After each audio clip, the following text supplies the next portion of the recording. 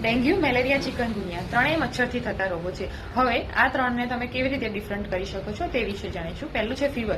Fever મેલેરિયાની અંદર fever stage અને chill stage alternate જોવા મળે છે. બીજું છે ડેન્ગ્યુ. ડેન્ગ્યુમાં ફીવર હાઈગ્રેડ અને સડન હોય છે, 103, 104 જેટલો ફીવર જોવા મળે છે. જ્યારે ચિકનગુનિયાની અંદર ફીવર સડન હોય છે, એમાં બી અને હાઈગ્રેડ જોવા મળે છે. બીજું છે બોડી એક.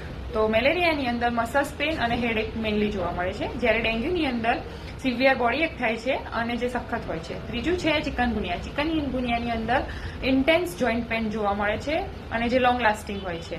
ત્રીજું છે રેશિશ. રેશિશ મેલેરિયાની અંદર મોસ્ટલી જોવા નથી મળતા. ડેન્ગ્યુમાં રેશિશ અપિયર થાય છે ફીવર સબસાઇડ થાય ત્યારે, એટલે કે રિકવરી ફેઝમાં તમને રેશિશ જોવા મળે છે, જ્યારે ચિકનગુનિયાની અંદર ફીવરની સાથે સાથે તમને રેશિશ જોવા મળે છે.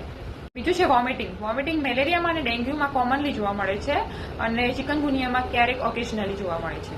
હવે તેના કોમ્પ્લિકેશન વિશે જાણીએ. મેલેરિયાની અંદર કોમ્પ્લિકેશનમાં ઓર્ગન ફેલિયર થવાનો ડર રહે છે. ડેન્ગ્યુની અંદર બ્લીડિંગ થવાનો ડર રહે છે તથા ડેન્ગ્યુ સિન્ડ્રોમ થઈ જાય છે. અને લાસ્ટ છે ચિકનગુનિયા. ચિકનગુનિયાની અંદર સિવિયર જોઈન્ટ પેન થાય છે, જે લોંગ લાસ્ટિંગ રહે છે.